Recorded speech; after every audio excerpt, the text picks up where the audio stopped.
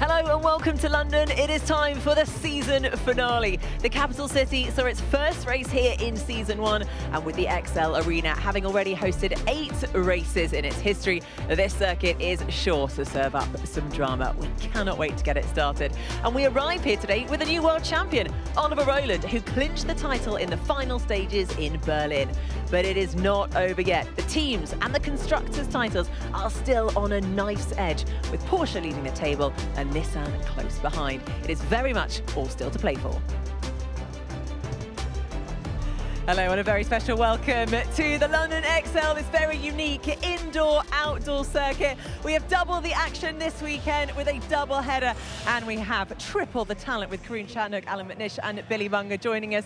Guys, this is a special moment because it is the first time we arrive here at the London XL with Oliver Roland as our former world champion. I mean, it really did keep everyone on their toes in Berlin. Billy, he went from 0 to hero last time out in Berlin. Yeah, it felt like going into the weekend, we expected him to have a strong chance of wrapping that championship up. And after race 1 in Berlin, we were all thinking, well, it's definitely going to go to London. It was definitely going to come here. But that race we had, and race 2, the Sunday in Berlin, he just really turned it around, and he was really calculated and just made all the right moves at the right times. It really was a champion's drive, and so exciting for the team as well. You see the relief there on Tommaso Volpe. He was so ecstatic with that result.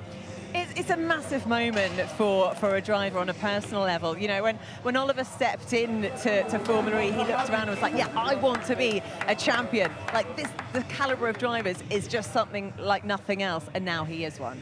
Exactly. There's another factor is that this is a world championship. There's not very often these opportunities come, and when they do, you've got to take them, because the competition, as you say, is so strong up and down this grid, not just necessarily from the drivers but the teams as well. And so from that perspective, I think Oliver's season's been fantastic. He had a couple of bumpy races where it just didn't seem to work out, but when it mattered, he delivered, and he is a world champion. Now, it's obviously nice to say that Oliver doesn't have any pressure on him because he's wrapped up the Drivers' Championship title, but the teams and the manufacturers is still to play for. So actually, he really does need to keep bringing home the results for his team. He absolutely does, and he'll want to as well. He'll want to finish. It's his home race, of course. He'll want to finish on a high. And I think he'll want to reward his team with trying to deliver them the team's championship. But to be honest, I think the differentiating factor between them and Porsche isn't going to be Oliver. It's going to be the other car, because he's racked up, you know, more points than anyone else this year. His teammates only got 19 points on the board, and that's the difference with Porsche. We've got 2 drivers who've consistently been able to score a decent chunk of change. Yeah, well, let's take a look at how the Teams and Manufacturers Championship currently looks. It is, of course, Porsche who have the advantage over Nissan, a 23 points gap at the moment. But DS, Penske also still within a chance, 94 points up for grabs. And Jaguar, after having 2 wins last time out in Berlin, both their drivers, Nick Cassidy and Mitch Evans, puts them into 4th in the standings. And then we've got the manufacturers' standings. This is when it is incredibly tight between Tag Heuer Porsche and Nissan. It is just 6 points between them at the moment. So 7 points, in fact. So much to play for. Jaguar also an opportunity for them to defend their position, who are the team's champions at the moment. Let's just quickly touch upon how Jaguar did last time in Berlin, though, because it was a really special moment for the team. They've had a really torrid season, and to then get both of the drivers take a win, what a moment. Yeah, a huge moment for Jag. Like you say, it's been a really tricky season for them, and considering they're the champions coming into this season, it's nice that they can end this season strong and move forward into Gen 4. Yeah, and Alan, who do you think you've got your eyes on this weekend to wrap up the teams? Wrap up the teams is one thing, but I tell you, don't underestimate Jaguar, because they have scored 104 points in the last 4 races. They've won 3 of those races. We know how competitive they are here. I tell you, they're a tip for fighting for that team's title. Well, there we have it. I think that is our cue. First session of the weekend. FP1 is going to get underway. Let's go to Katie Munnings alongside Tom Brooks in commentary.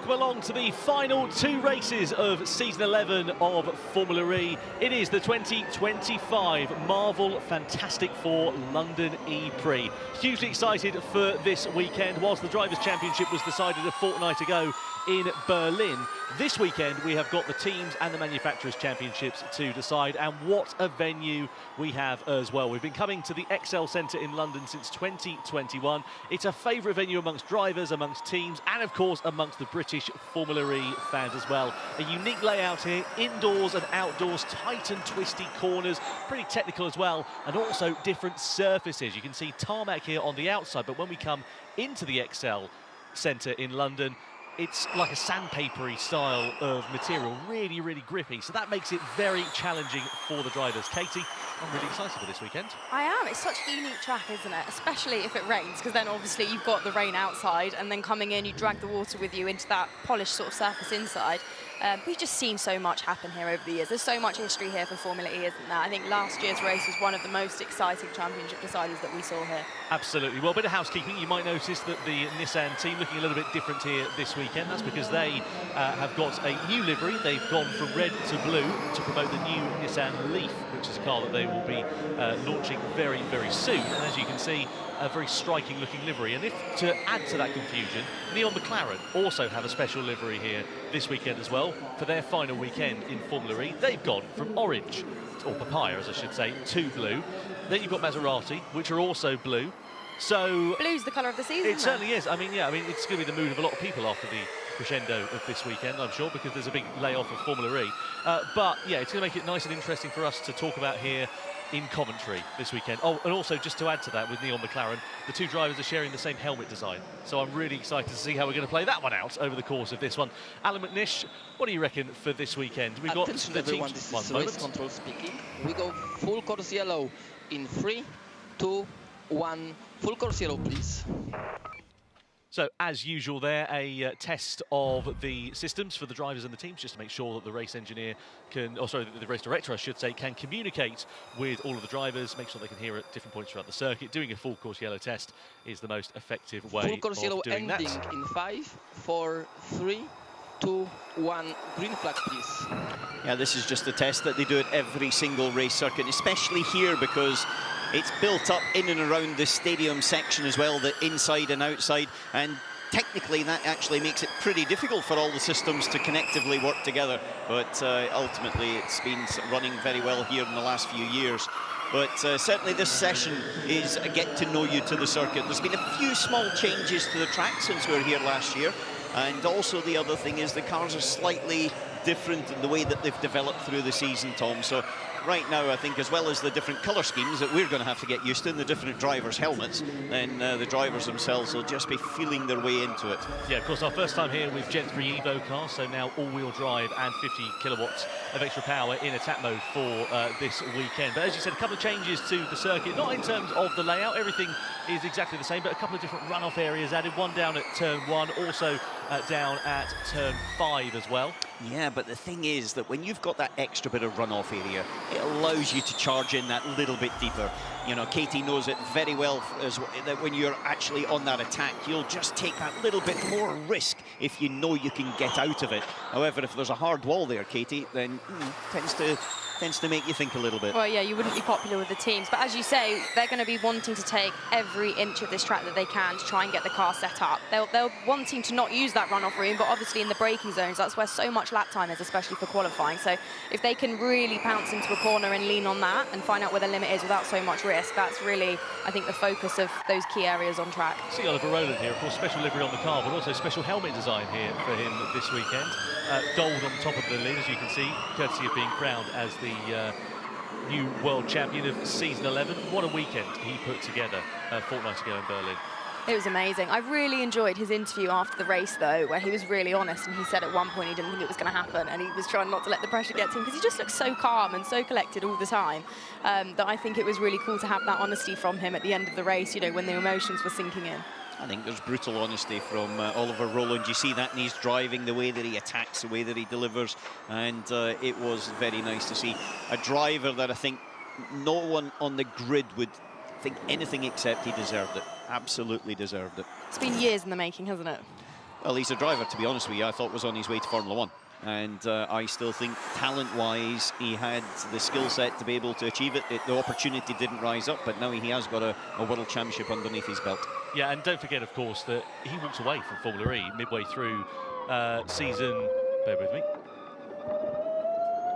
So gap to car ahead seems quite okay. Reminder that we can gap only before turn 19, and we are going push next lap. So a little bit of information there, push next lap, which is this lap that Pascal Wehrlein is starting now, but you saw his eyes. That's something you don't very often see, because this is actually inside a building at this moment in time. Then they're running with a clearer visor, so you will see a little bit more of the driver's eye view, not necessarily the one they're looking at, but the one that you're looking into.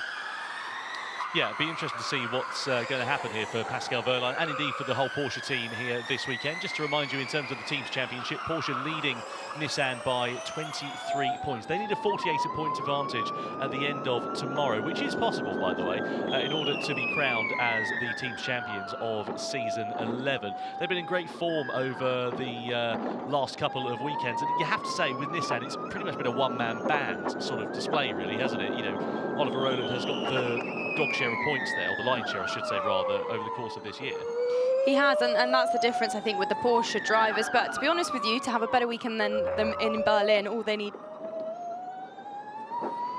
And reminder that we are doing a double push, double push. Just hearing a strategy there. Yeah, all they need to do is not crash into each other in the first practice session to already be in a head start from the last time out on track. Obviously, that was a major moment for the team, and obviously with one of the drivers taking a grid penalty as well, that's not what they wanted in their fight for the team's championship. And it's little mistakes like that that you don't want happening on big pressure weekends like this. Double push lap for Pascal Wehrlein, meaning that he's just attacking both laps consecutively. Normally you would have an attack lap, then a cool lap, and then attack again. But this is a very slippery surface. It doesn't have a lot of grip, and I think they'll be trying to feel out exactly how much they can go and what they can benefit when they actually just keep leaning on that tire a little bit longer. Yeah, absolutely. Well, just to remind you that in terms of the pace for last year here in Free Practice 1, we were 1:11.2. We're already 1:11.8 just a few minutes into this session. So expect that time to continue to tumble. We'll give you an idea of how it is going to work out over the remainder of this session. Anyway, with just under 32 minutes left, let's go down to Alexa, who is in the pit lane. Alexa, who have you found for us? Thank you, Tom. I'm down here with James Barkley. And James, it's a big weekend for you guys. It's your final race with the team. It's Nick Cassidy's final race with the team. Talk to me a little bit about your mentality going into this one. Oh, listen, it's all about eyes forward. We've got 2 races to go. We've got some real momentum behind us, and it's not over yet in this championship. And I feel, yeah, with 4 race wins with our team, 5 if we include Division's win in Monaco, we've got a lot of good ingredients. So we want to try and do the best weekend as possible, and then we can do our goodbyes after this weekend, but for now it's a lot of racing to get done. Well, as you said, you had a great weekend last time out in Berlin, 2 victories. Coming here, you sort of alluded to it. What's the target for the team? Is there something in the standings that you're wanting to achieve here? Yeah, I mean, top 3 is possible in all championships still.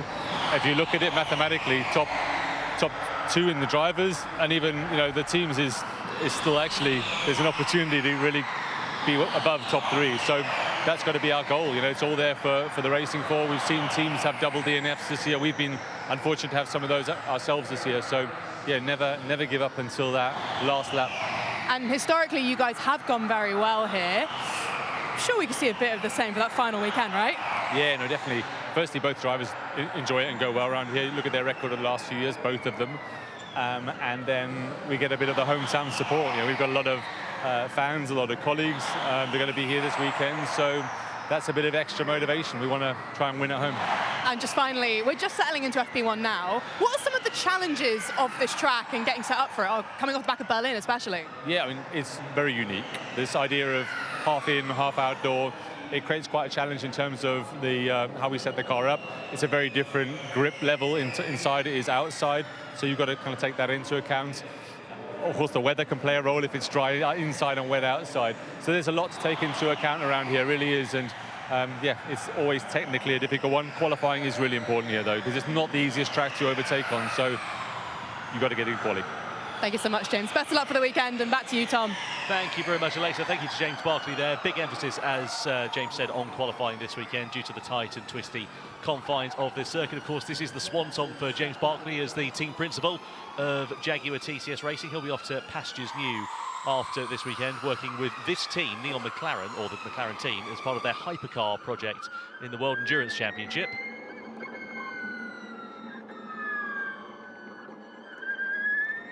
Got a yellow flag out down at turn 18. Looks like from our driver tracker in the commentary box that it is Lucas Degrassi who has come to a stop.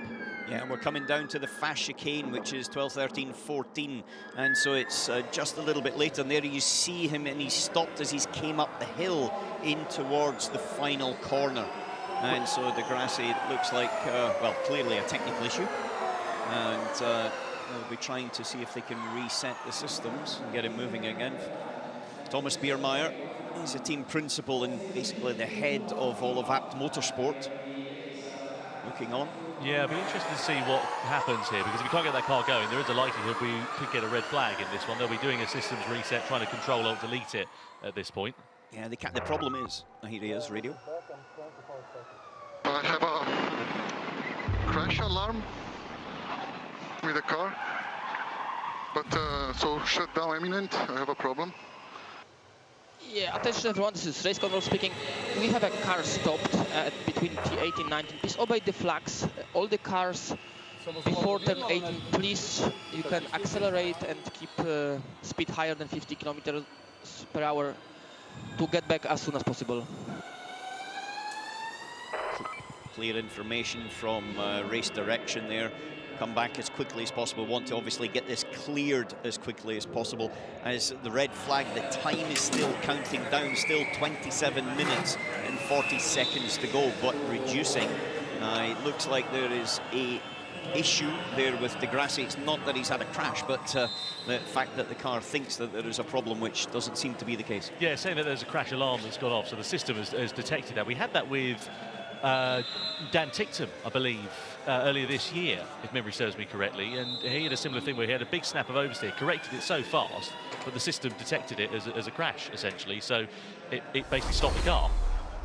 Let's have a look whilst we're on board here with Degrassi, see if we can piece together what happened. So we're coming down towards turn 16. This is the hairpin. It's already got a red light, a bar across the top of the steering wheel. You see there, red bar and some wording. And then it's immediately stopped. So it was, as he was coming through the chicane, it would be very interesting if we could see the chicane before it, whether he's clipped curbs or something like that, or there's been a reaction, but he's now trying to find a safe place and just doesn't have the speed to get up the hill. So Degrassi stranded on the circuit at the moment. Timer continues to count down, as you can see on the top left-hand corner of your screen, which means the drivers, depending on how long this session is going to go, well, going to be stopped for, are going to be losing a fair amount of track time. The issue is that at the moment they're still waiting on cars coming back, and then to get Degrassi moving, so you're probably going to look at about 5 minutes or something of red flag, I would suggest. Yeah, it's not been a particularly brilliant couple of weekends. Yeah, radio's back. I'm trying to power cycle. Lucas, we have a FL0 arrow. I don't think we will manage it. Now they red flag it and they pull you in. Yeah, so get the tow rope out here for then Lucas Degrassi to get him back into the pit lane. But as I was saying, it's been a difficult couple of weekends for him. He had a crash in Berlin, if you remember, in the morning free practice session. Just hear him talking on the team radio at the moment, but had a crash there. The team had to rebuild the car. He recovered to 12th for the E-Prix. So we're riding on board here with Degrassi. We'll be quiet. Let's have a listen, see if we can piece anything together. We're just going through the first sector at the moment.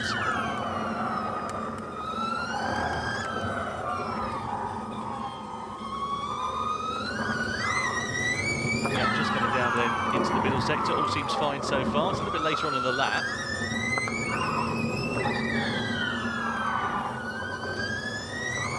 So on board here with Lucas Degrassi. It's going to be coming into this chicane. Keep an eye out for the steering wheel. Screen's okay at the moment.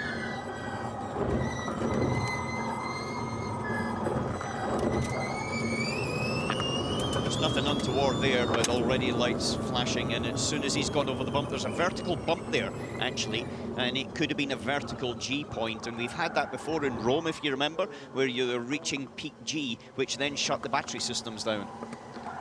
Yeah, possibility of something like that. But whichever way, Lucas didn't do anything, and there was a system shutdown that has meant that we've got this red flag. Yeah, we're just coming into the chicane looking at a super slow-mo here then of Lucas Degrassi. If you have just joined us, by the way, with just under 25 minutes left to go of free practice 1, we've had a red flag situation because Lucas Degrassi has come to a stop in the final sector of the circuit. Essentially, the car triggered a crash alarm.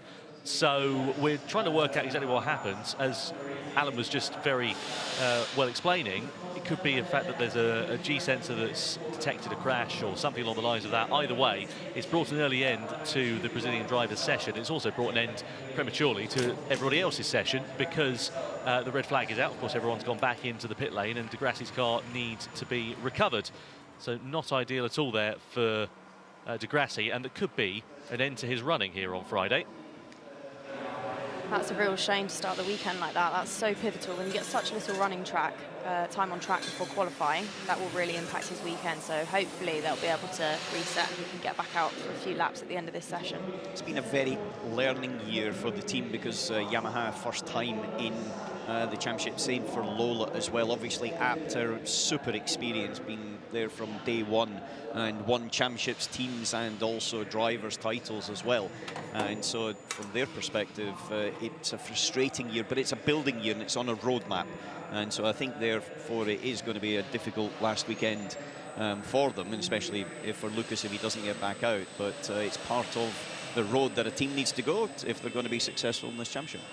Yeah, big long-term goal for the Lola Yamaha Abt team. Of course, that team have been in Formula E since day one, essentially. Alan, of course, you've got a lot of experience with the Abt outfit. That's exactly why I know they'll be frustrated by the fact that they know how competitive they are. You know, Marcus Mickelberger's been working with Lucas Degrassi as engineer for a long, long time. They know each other intrinsically well, and just the wider Abt team are super, super strong. And so I know that they'll be frustrated, but they'll bounce back up straight away. Yeah, absolutely. Well, let's go down to Alexa whilst we're under a red flag. Catch up with team principal for Lola Yamaha Abt, Thomas Biermeier, and catch up with him, see if he can shed any more light on the situation with Lucas Degrassi. Thank you, Tom. Thomas, we've got the car coming in right behind us here. I know it's early days, but can you tell us what the situation is? Not exactly, to be honest, because first we have to check data. Something happened, was the first quick lap, and then we hit a bump, and then we got an error, a crash error, but we had no crash. So something happened with the battery, we will see. We have to check data now, and hopefully we can continue FP1. Is this something that the teams had before? No, never, never with us. I don't know with the other teams maybe, but not with us. And like I said, we have to check now, and yeah, especially free practice here is very important. So hopefully we don't miss too much track time. Well, actually, I just wanted to touch on that. What is it about here that makes free practice so important, and how would this, if you can't get him out, impact your run plan for tomorrow and the rest of the weekend? Especially here, it's a special layout you can't overtake. So qualifying is very important. So we have to make the car ready, the setup ready for qualifying to get one quick lap. So you need track time for that, and especially we need track time because it's first time for us being with the Lola Yamaha car here on track. So we need that time, and hopefully we will get it. Thank you, Thomas. We'll let you get back to it. Back to you, Tom. Yeah, thank you to Thomas Biermeier, thank you to Alexa there. So exactly as you said, Alan, it's almost like you've done this job before. Yeah. Thank you. No, but it was when you could see that immediately as he hit the bump on the back straight that, and this is quite early in the lap, so now you're coming down to the fast chicane radio. It happened on the back straight during the compression, during the bump, more or less, in the back straight. Copy, we check. At radio, just here, you see there's a compression and then a bump, and the car takes a bit of a shock. More than likely, it touches the ground at that point. That radio message was actually inserted in so that it wasn't live at that particular time, and he was predicting the future, but it was on that vertical bump that it's caused the problem. So now with Degrassi's car about to be worked on, the session is about to get back underway, and as you can see, it will be extended by 8 minutes as well. So the green light will come on at the end of pit lane. Drivers, 21 of them, will come back out onto the circuit, and we will now have another 28 minutes worth of running for this free practice one session. That's good news for those who lost time, because it means that they effectively it becomes the same plan as they would have had prior to that red flag as they now come back out onto the circuit. Yeah, well, the question is for Lucas whether he'll be able to get back out, and that's something that we'll just have to wait and see. I'm sure Alexa will be eagerly telling us when it's getting close to for knowledge of that one.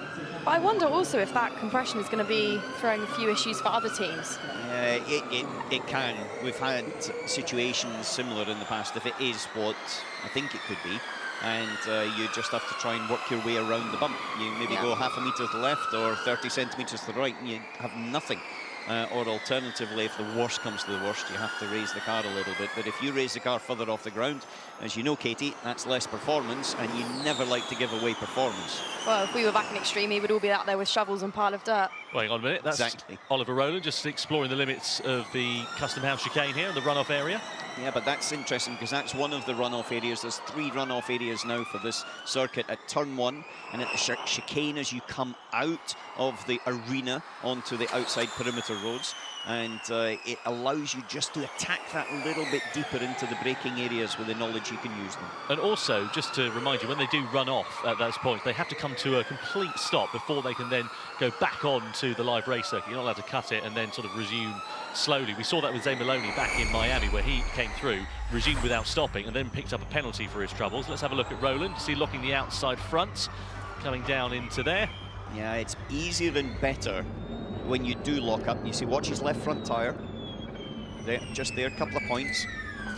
Right, what's my option? Try to make the chicane. If I'm trying to make the chicane, I've lost roughly about 20% of my braking performance, so therefore I've braked far too late. You're better just to abort and go down the escape road and then not damage the tyre. 4 push on that run, mate. The session has been extended, so we can go out, push, go, push, go, push 4 times. So 2 laps in 8, 2 laps in 4. So, talking about the run plan there for Oliver Roland, so essentially going to be doing 2 push laps, and when they say push cool, essentially means you do 1 push lap, then you do 1 lap to cool down the tyres, cool down the brakes, then get it back into the right operating window, rinse and repeat sort of thing here for Oliver Roland. So he's doing a sort of build lap at the moment to try and get everything into that right operating window. See him making his way through the chicane. How bumpy it is over the crest of the hill there. That was the rear tyres coming off the ground there. That's full motocross spec. As he now he floats the back of the car. He's hustling the car, Roland, at the moment. His best sector 2, and as he now comes towards the last couple of corners. Yeah, so coming down towards turn 19, this is into the XL centre then, so we go into the darkness, and then we have a big change of surface. Interestingly, a lot of this circuit has been resurfaced, essentially. There's been a lot of work that's been going on here at the XL Centre. It now actually is the largest exhibition centre in all of Europe, believe it or not, courtesy of an expansion that's been going on, and they've resurfaced a lot of this back part of the circuit. But we're coming out of turn 14, and you can see the car pitching as it comes over here, and then look at that. Proper Dukes of Hazzard spec, isn't it? It certainly is, but that's the sort of thing you don't want to be happening, so hence the reason you'll try to find a way around about those bumps. What can you do to stop the car taking off? Because if it takes off, it's not putting the power on the ground. Nick de Vries back in the seat this weekend. Felipe Drugovich was in for him in Berlin a fortnight ago as Nick was over racing in Sao Paulo in the World Endurance Championship, and actually did a phenomenal job, especially on the Sunday, Felipe Drugovich, to get into 7th position, score his first points in his debut weekend in Formula E. Amazingly, the Brazilian driver, it was his first weekend racing a single-seater since 2022. Big slide there from de Vries, but like de Vries, Drugovich was a FIA Formula 2 champion, so he can drive, he is quick, he's been doing F1 testing with Aston Martin, and so it wasn't a surprise he was quick. What surprised me was his understanding very quickly how to manage energy and also how to manage the racing strategy that is quite unique in Formula E. Yeah, it was a big old pack race, wasn't it, on the Sunday in particular, with no pit boost to worry about, and we saw a lot of overtaking. In fact, as we see, de Vries just going a bit deep there down in towards turn 16. But it looks fantastic. The way they're coming in there, trying to get onto the brakes, trying to slow the car down as the recuperation's happening, the rear is pivoting around behind them. It really is sort of neatly holding the steering and dancing on the brake pedal. Bit of housekeeping to do for you this weekend as well. You might be wondering why the drivers don't have any LEDs illuminating the car at the moment. Well, as you can see, we've got Marvel Fantastic Four as the title sponsor for this weekend, and courtesy of that, there are going to be no lights for the cars when they're in their normal 300 kilowatt mode. Then when we go to attack mode, the lights will turn blue for this weekend only. So when you see the LEDs being illuminated, that's when you know the drivers are on a full 350 kilowatt all-wheel drive push lap. Talking about push laps, what did you say was the fastest time in FP1 last year? 1:11.2. And we're now down at a 1:10.4, when Nick Cassidy followed up by 0.025 of a second behind Jake Dennis.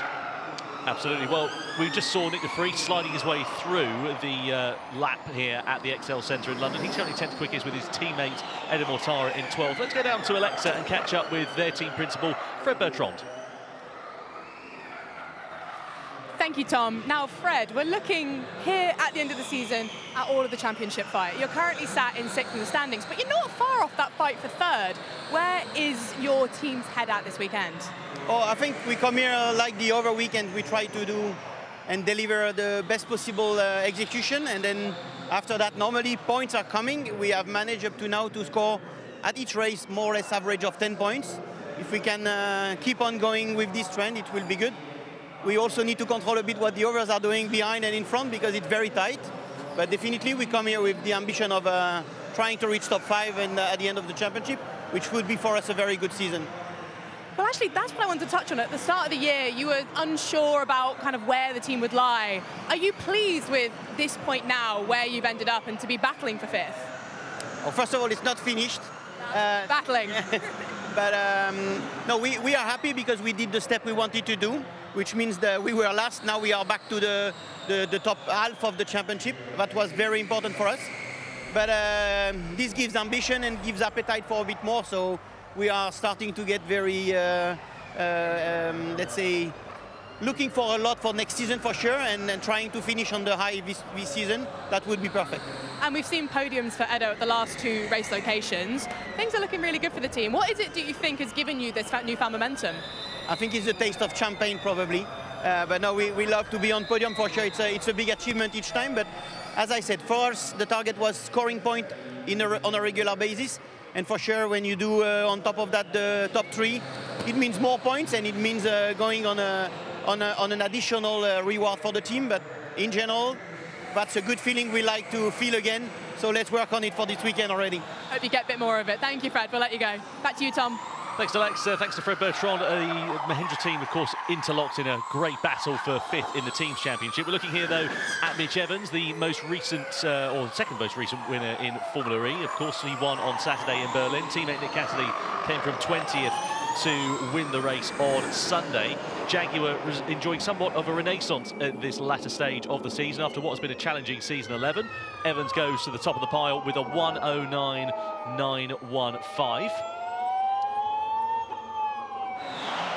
Just a notice coming up on our timing screen. Jake Dennis under investigation for a pit boost state of charge infraction. So this free practice 1 session, an opportunity for teams to get some practice in ahead of the E-Prix tomorrow afternoon, and possibly some work outside of the rules going on there for the Andretti team.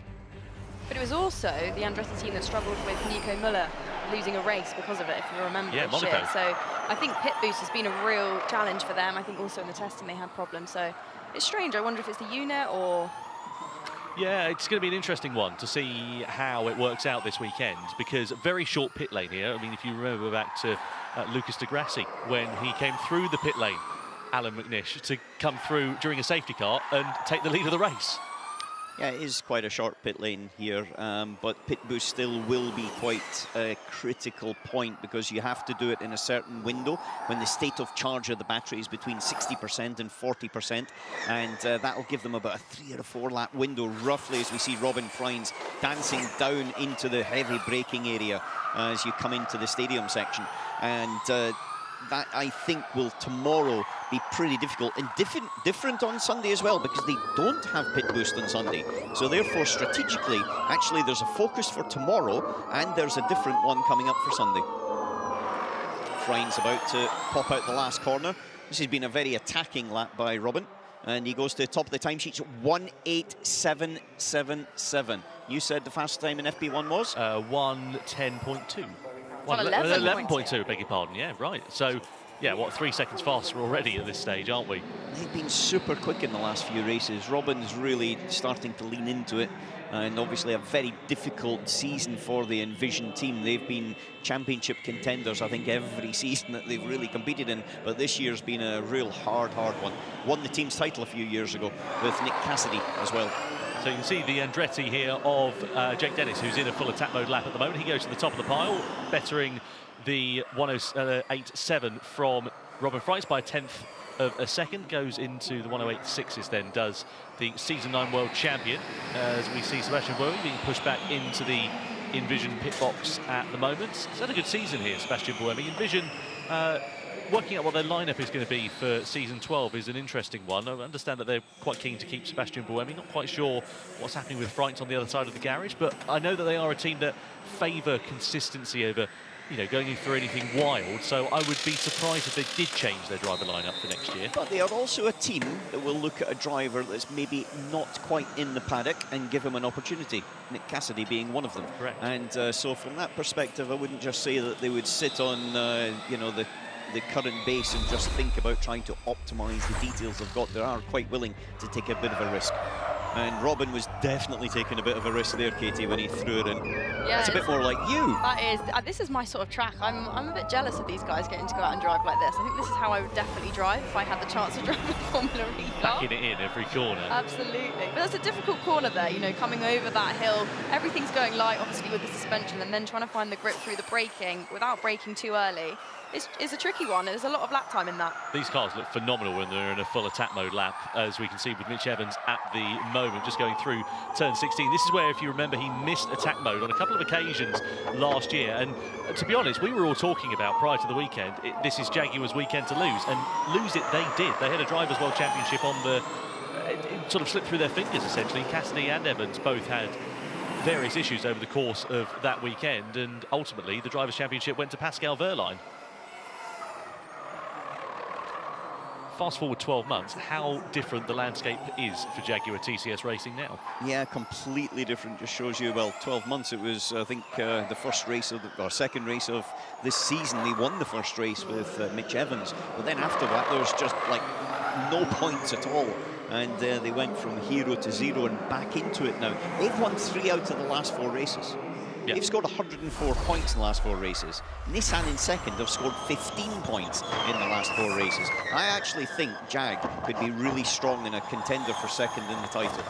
That's good to that. I don't think he'll be very happy with one of the neon McLarens that he got very close to coming down the back straight in towards the Custom House chicane. Custom House in, you see clatters over that taller inside curb, which then pushes him wide for the second corner. Got to be really careful with that second part, the concrete part of the curb. Not only does it actually bounce you wide, it puts so much force in through the steering when you are turning, and it's not designed for that. And so you have to be really careful there. You can damage the suspension quite easily by clouting it a bit too heavily. See a bit of extra sponsorship there for the Lola Yamaha App team. The Living Things drink logos adorning the side of that car. So yellow, blue, and now green livery for that team. Degrassi, a yellow, black and white flag for not following the marshal's instructions as well. So that's sort of a warning, isn't it, really? Black and white flag, do it again. It is, but I'm not sure when he got that black and white flag. But he's now back out, he's around on the circuit, so he is running around, but I'm not 100% sure which marshal's instructions they're talking about. Yeah, Sam Bird out on the circuit at the moment. This, of course, is the swan song weekend for the Neon McLaren team in Formula E. At the end of the race on Sunday, they will cease to be a competitor going into season 12. You made me jump there, Alan. Yeah, but I was a bit close to the ball.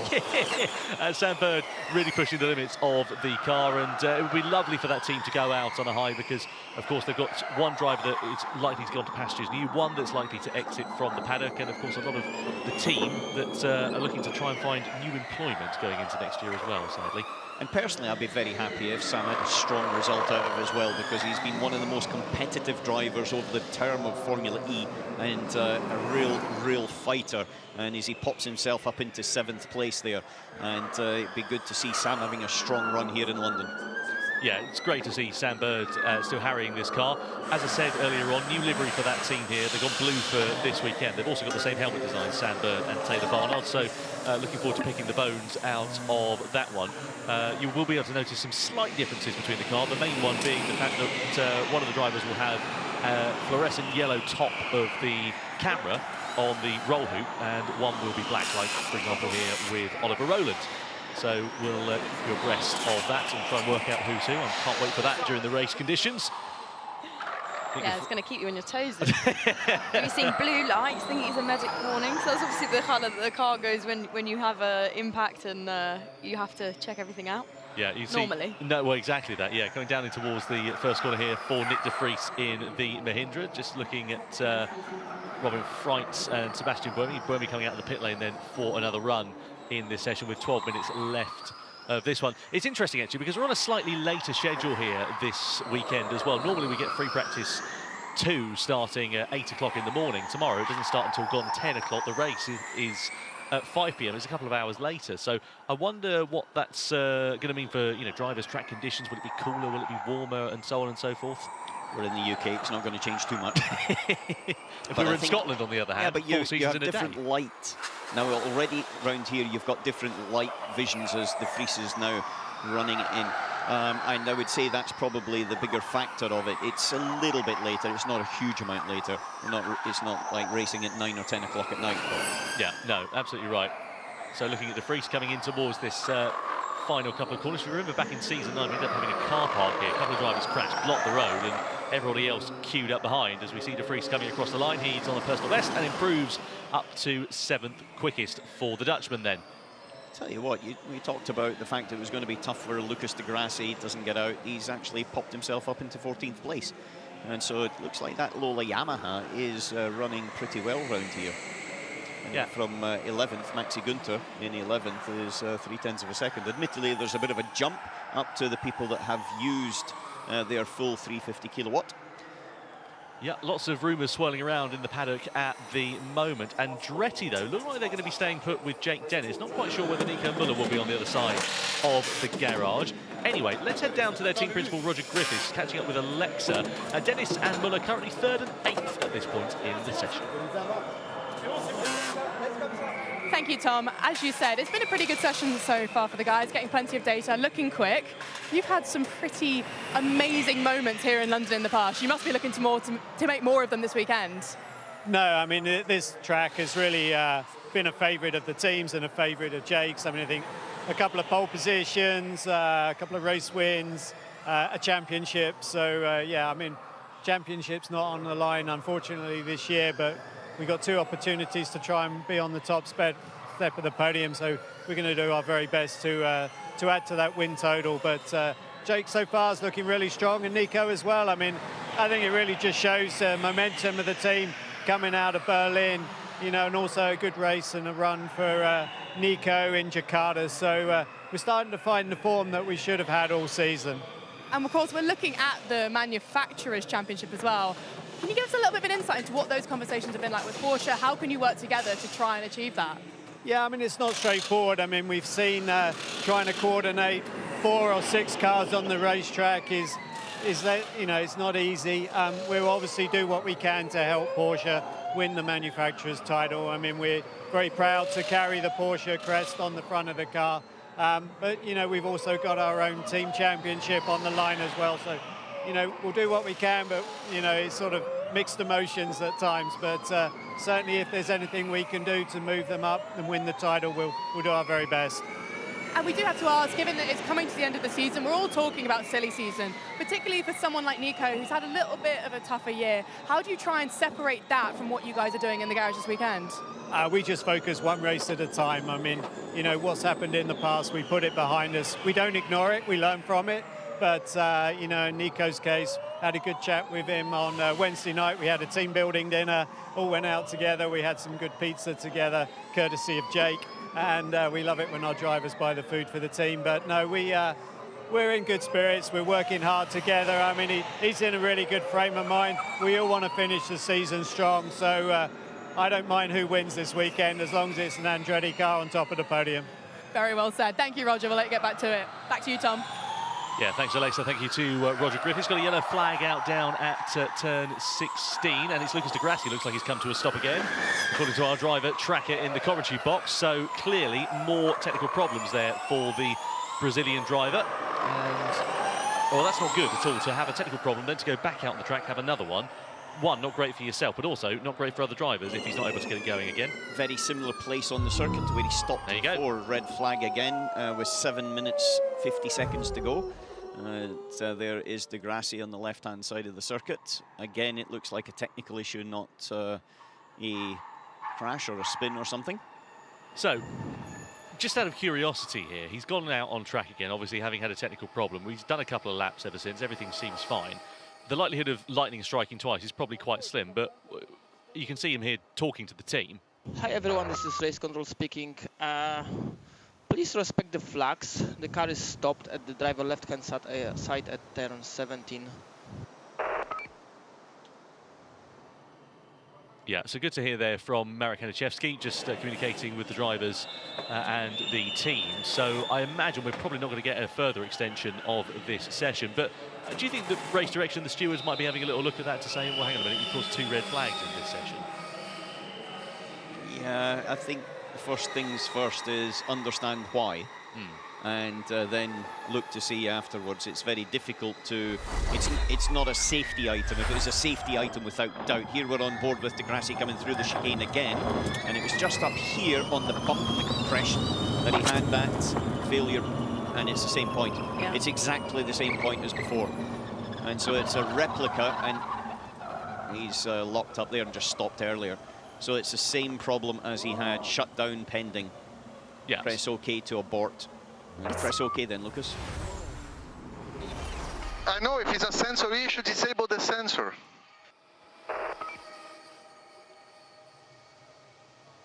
Just hoping we can hear something here from Degrassi, but... No, well, it does certainly look like a sensor, because the sensor's seeing that the car is going above a threshold that it's set. And that's why it's doing the automatic shutdown of the system. It's on a compression, it's on a bump, so see, it's clearly related to that. And what Lucas is saying is, look, just take that sensor out of the system. The question is, what else does that sensor information impact as well?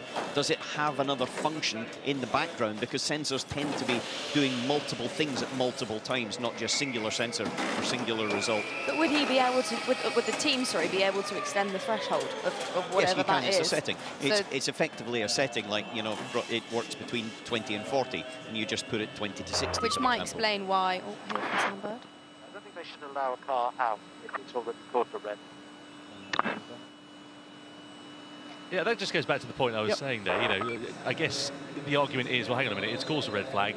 The same problem has happened. You know, you can't have a crystal ball and know that, but... No, but I would also say if a driver spins twice and causes 2 red flags, does he then get taken out of the car? Quite.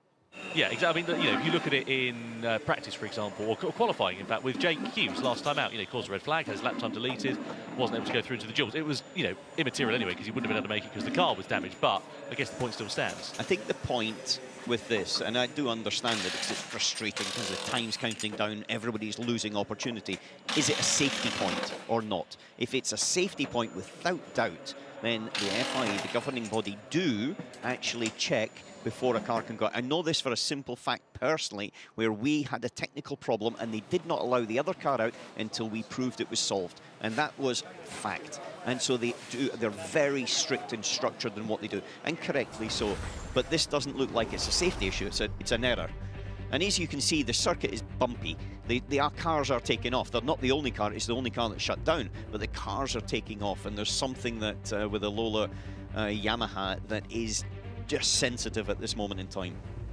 Yeah, you see the cars getting airborne here as we come through turn 14. Whilst we're under a red flag with just under 4 minutes remaining of this session, let's go down and catch up with the team principal for Nissan, Tommaso Volpe. Of course, Nissan involved in that titanic teams battle going into this weekend. They're 23 points behind Porsche with 2 races remaining. Well, thank you, Tom. I'm down here with Tommaso, and firstly, congratulations are in order for Ollie Rowland's Drivers' Championship win, but you can't relax, you can't take your foot off the, well, I was going to say gas, electric pedal, going into this weekend. Talk to me about it. Yeah, of course, we really care about the team championship and the manufacturer championship as well. So we will do our best to try to win also those during the weekend.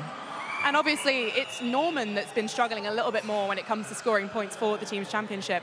What have you been talking to him about going into this weekend and trying to say? Well, he won a race in the WEC. But not here. So we just asked him to repeat what he has done in Brazil. So, no, I think he has been unlucky in a couple of occasions. He could have won the race in Miami, so it's not as easy. Of course, when you look at the points, it seems like a disaster, but we know that it's not as bad. So we will try to put him in the best position to maximize his performance here in London.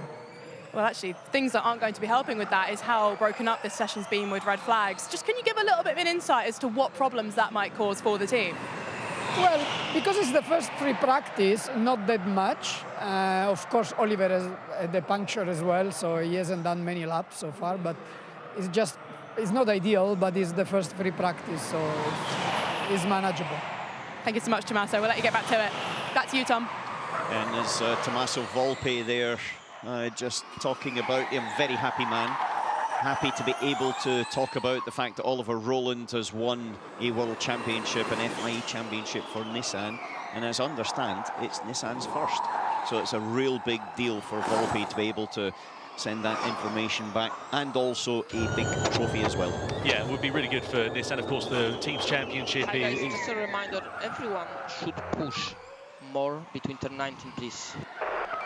Just going back to that point, very big, of course, for Nissan in terms of the team's championship. It's where the financial benefits come from if you finish higher up and so on. And also for Nissan as well, they've committed to Gen 4. They're in Formula E until 2030. Whoa, look at that, as Wehrlein gets caught behind the Jaguar of Nick Cassidy coming through the final corner. Cassidy cruising on the racing line, building himself up to an attack lap, and Wehrlein caught right behind him. And that's what we just heard race director saying, please do not, in turn 19, the last lap, make sure you keep some decent speed through there. So the race director, about 10 seconds beforehand, just said what not to do. And exactly that's what happened in front of us. This is not going to be the last time, Tom, we see this happening here. Yeah, we're probably going to see race direction having a quick look at that as well. So you can see Cassidy's building himself up, and then Wehrlein on an attack lap. Yeah, I mean, that's clear cut, isn't it? We can do a fast cooldown, but from the guy. I know. Yeah, not happy there is Wehrlein. Oh, goodness me, I mean, that was, yeah. I've got to be honest with you, there's two parts to this. There is also the Jaguar team not informing their driver appropriately, potentially that's the case, and also the driver as well. But Wehrlein was, you know, he was on a lap and he shouldn't have had to abort it like that. Yeah, so last few seconds then of this session. Norman Nato back in the Nissan hot seat for this weekend. Reports coming out that he's set to keep his seat now for season 12, which will be, it surprises a lot of people actually in the paddock if that does indeed go ahead, because I heard a rumour that Van Dorn could be in that seat next year, but we'll wait and see how it all works out in the wash. I would suggest that looking at the points this year for Nissan team overall, it's been 95% Oliver Roland, 5% Norman Nato. He's got to be doing something a lot this weekend to keep his seat, in my opinion. I would caveat that, though, and say he has had a lot of misfortune, Neto. If you remember back to Sao Paulo, he had a penalty for a technical problem. 95% of it. He was still denied the victory in Miami. I mean, look, you know, I get that there are factors that he can control, but there have also been factors outside of his control, just as a point of balance. And just one thing that can be controlled, Nick Cassidy's now got a black and white flag for driving unnecessarily slowly alongside Jake Hughes as well. I think this is related to that final corner incident. Yeah, could see a grid penalty coming the way of Nick Cassidy if it carries on as it is. So the checkered flag is now out. Jake Dennis currently quickest ahead of Nick Cassidy by 0.08 of a second. Wehrlein, fortunately, with a bit of clear track in front of him now, is 13th and was quickest overall in the first sector. Lost a bit of time in sector 2, but what is this going to do for the season 10 champion? He comes across the line and he goes up to the top of the pile by nearly 0.3 of a second. So 1:11.2 at the end of free practice 1 here 12 months ago, a 1:08 flat here in 2025. We are really cooking on gas this weekend. Verline then fastest from Jake Dennis, Nick Cassidy as well. So you've got two Porsche powertrains in the top two, a Jaguar then followed by a Nissan powertrain with the Neon McLaren, and Nato also there in P5 for the factory Nissan team as well. That's good to see, because our conversation that we were just having, this is a big weekend for him. He's going to be feeling the pressure, and he needs to deliver. And you look at Oliver Roland, his teammate, actually down in 16th at the minute with a 109 flat as well. So don't know what's going on there with Oliver. You'd expect him to be a bit higher. I mean, he won here last year. He's had a really good track record here as well. So, I mean, it's only free practice, but that is a good start for Norman. Yeah, great start to the weekend for Norman. I hope that it is momentum that does continue. Dan Ticktum also up in 7th quickest for Cupra Kiro. He'll be pretty pleased with that. Not a good session for the Lola Yamaha app team. We know that Lucas Degrassi caused 2 red flags owing to technical problems. Some kind of sensor issue, we believe, with his car. He ended up 21st. Teammate Zamboloni was slower than him, actually, in 22nd position. So some work to do for that outfit ahead of free practice 2 here tomorrow. As I said earlier on, slightly later schedule that we've got here this weekend. FP2 kicks off at 10 AM local time in London. Qualifying will be 20 past 12, and then the race at 5 past 5 in the afternoon. So we're running about 2 hours behind what we normally would do with a traditional Formula E schedule. And of course, for this Marvel Fantastic Four London E-Prix, we've also got Pit Boost on the E-Prix on Saturday as well. So we see the drivers doing their practice starts. I can't wait to see what it's going to be like, Katie, going down to the first corner. Of course, this really grippy indoor surface, and now all-wheel drive as well. It's an aggressive track here. I think you can see it in the body language of the cars. There's a lot going on for the drivers. There's a lot going on for the engineers to try and find a setup that works and that's balanced in the corners. We've seen a lot of cars with oversteer and a lack of grip, I'd say, as well inside. But then equally outside, you want a car, as Alan said, that's not going to fly. It feels nice to jump, but when you're not accelerating with wheels on the ground, you're losing lap time. So it's very technical, and then put them side by side. There's not a lot of room, as we've seen many times here. Trying to overtake is not easy, especially when a championship fight is on the line. So 2 red flags in that session.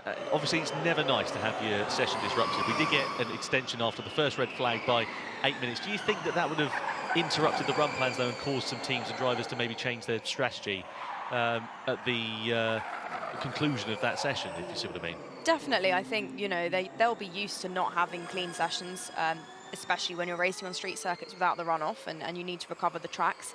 But also at the same time, the tyres aren't getting the same heat that they normally get, so perhaps you could argue you don't need to do as many cool-down laps, so you can do consecutive pushes. So maybe they're having more of a chance at push laps than they might normally in a condition where they have to give the tyres extra space to cool down. So we see Sebastian Buemi being wheeled back into the garage for the Envision team. 15th quickest for Buemi, his teammate Robin Freiss up in 11th position. But an interesting free practice 1 session then does conclude with season 10 world champion Pascal Wehrlein as the quickest driver, Jake Dennis in 2nd, Cassidy was inside the top 3, Bird in 4th position of this home race, and Norman Nato completing the top 5.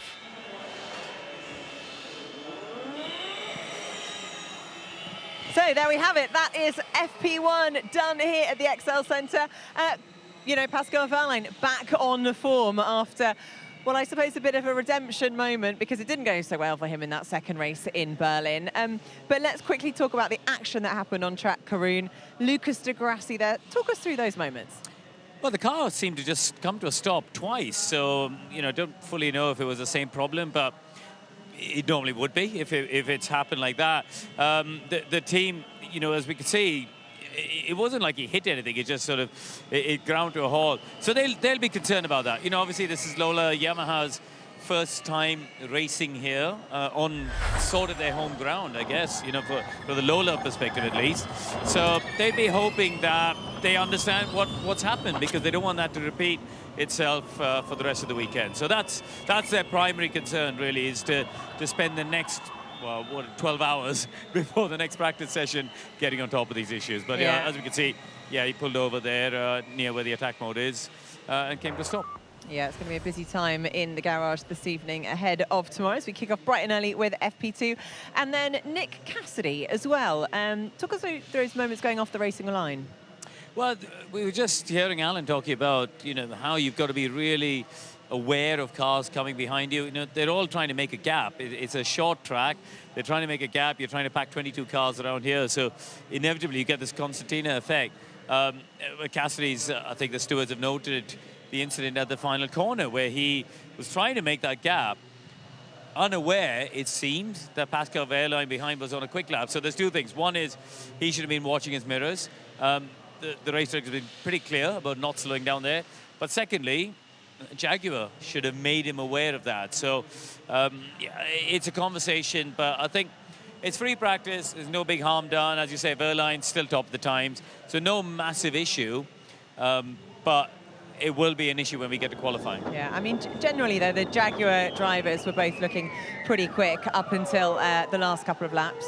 Yeah, this is, we're looking here. This is Wehrlein. So he was on a good lap, went a bit deep there at the right-hander, you know, in the final sector of the lap, and you go left, right, start to climb slightly uphill.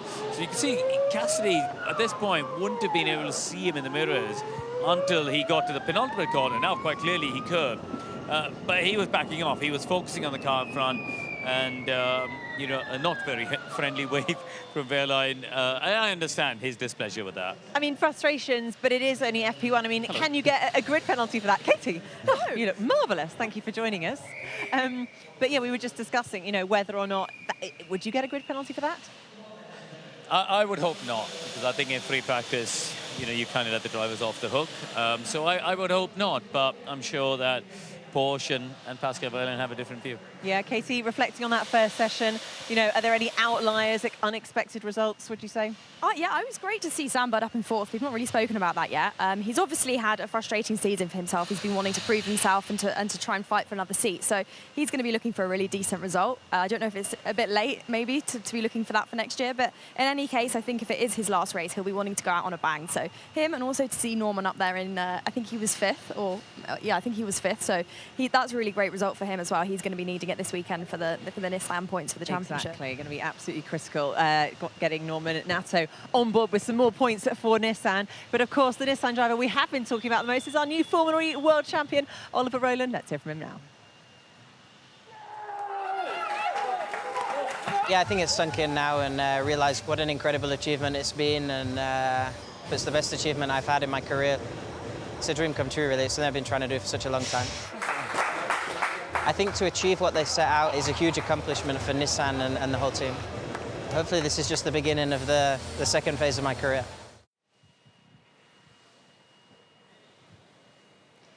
I mean, Oliver Roland coming into this race weekend, it was such an emotional win, wasn't it? We had, well, I cried a couple of times. I don't know about you, Kate.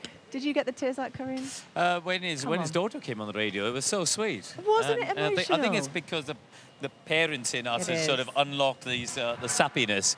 But it you was... can relate, can't you, though? You know, as a father hearing fantastic. from your daughter on the radio. Yeah, and also because I know he's been on a journey, you know. Oliver came through the junior formulas, achieving good results, didn't get the opportunities in F1, did a bit of testing with Williams, was at Alpine, didn't get that opportunity, pivoted to a career in Formula E. You know, he lost his father along the way at a young age when he was still in junior racing. So, you know, it's been a tough road for him. He's found other people like Derek Warwick to mentor him.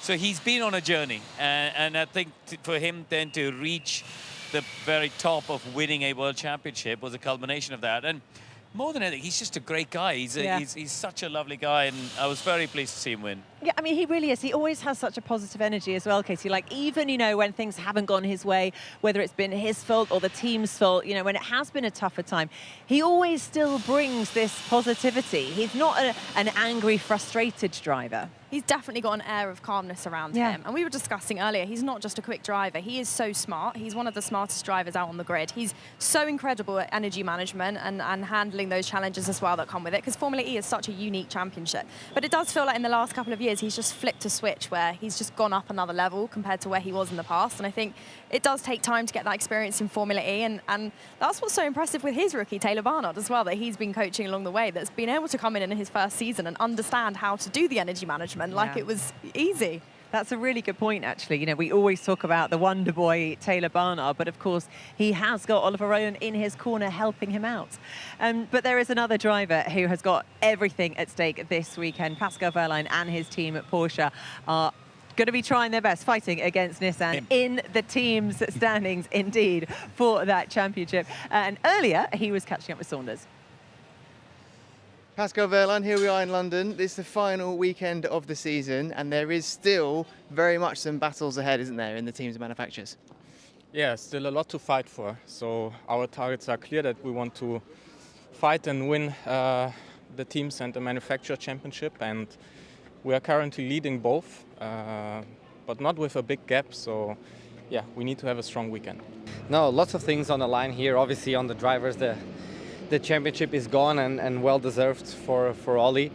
He's a great champion, and but yeah, you know, we're not far from P2. I think from P2 to P6 it's pretty close. So we've got a pretty cool fight going on for the final 2 steps of the podium in the drivers' championship.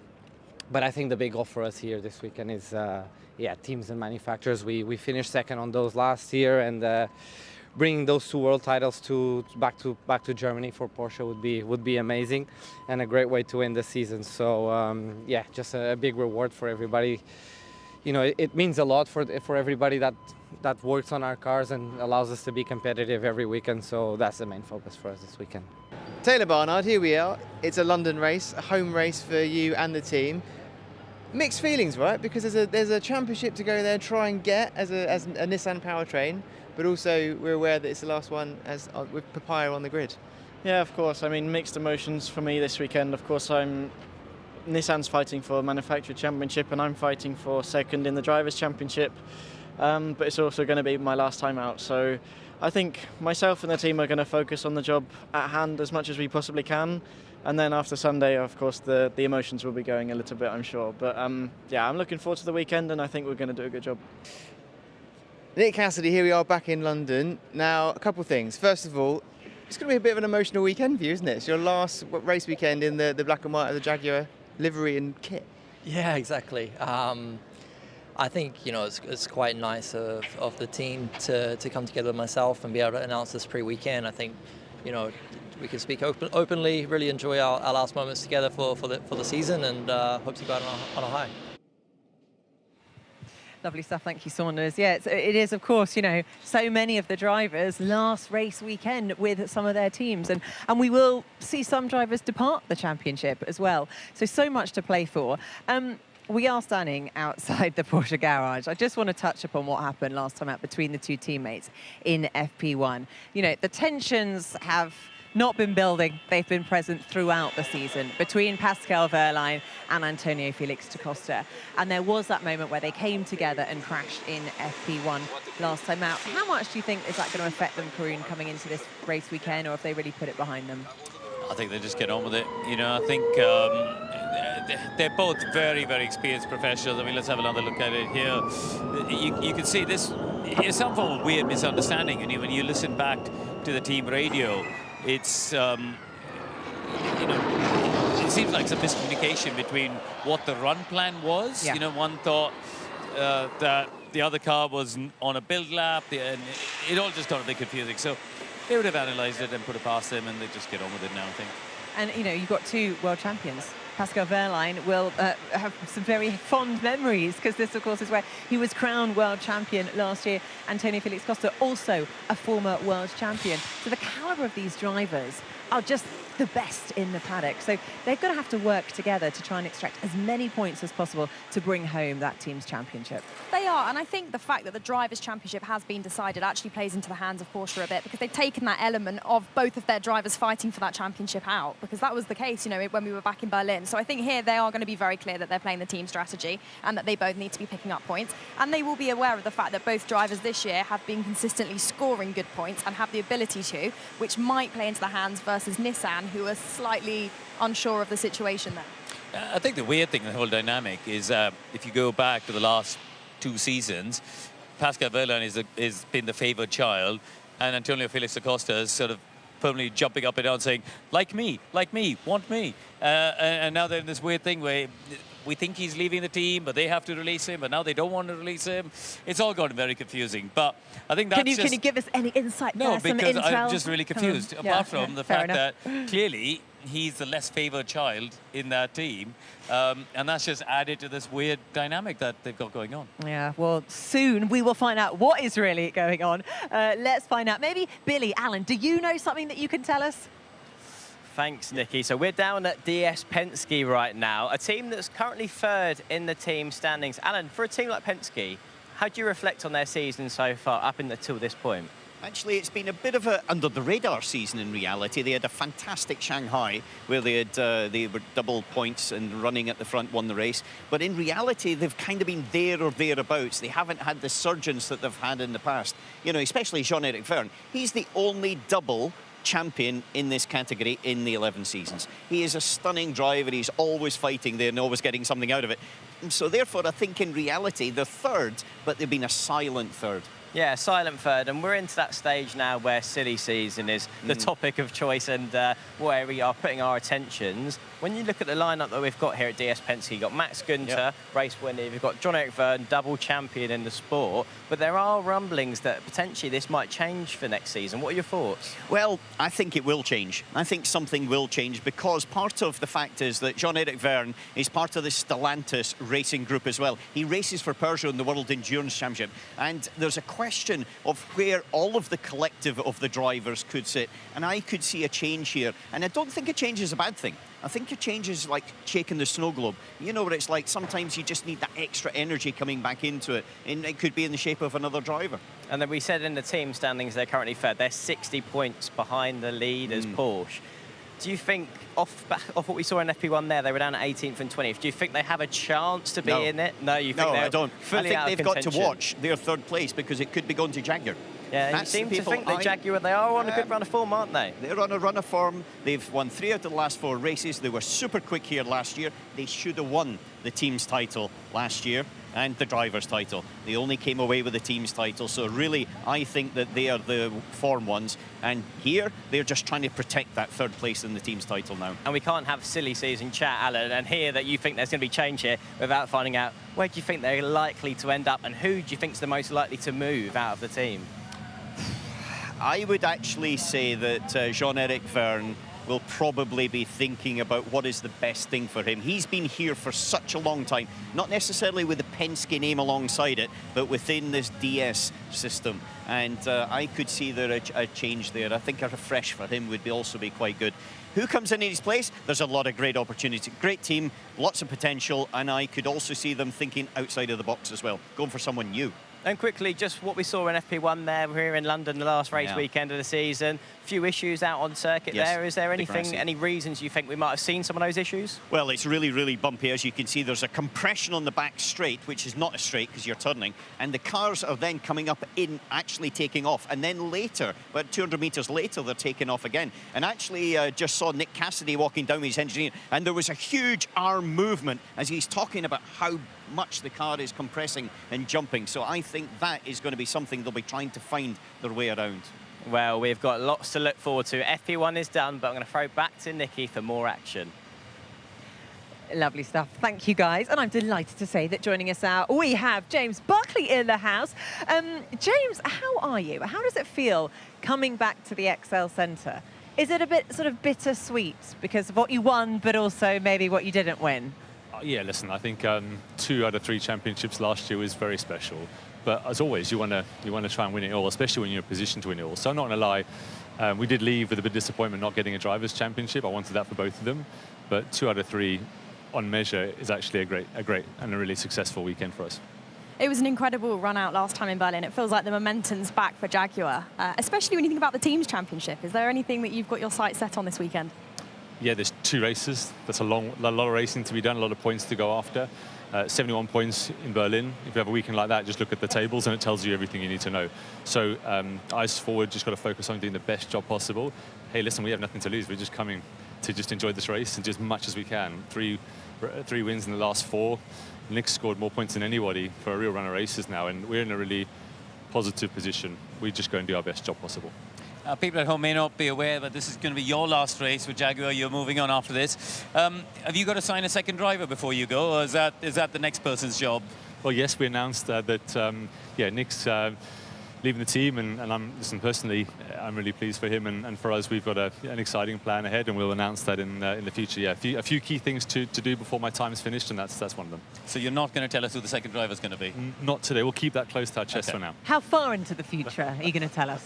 Only time will tell, Nikki. This weekend? Not giving it away. It was worth a try, wasn't it? Well, James Barclay, thank you very much for joining us for this part of the show, and good luck for the team. I'm sure you've told them you've got to bring home the champagne for your last race weekend. Maximum push, thank you. Well, that's it. FP1 is done and dusted here at the Excel Centre. Do join us tomorrow. FP2 will get underway just before 10 o'clock in the morning. A lovely start to the day. Get your coffee ready and settle in for some incredible action here as we go green once again for the London E-Prix. See you then.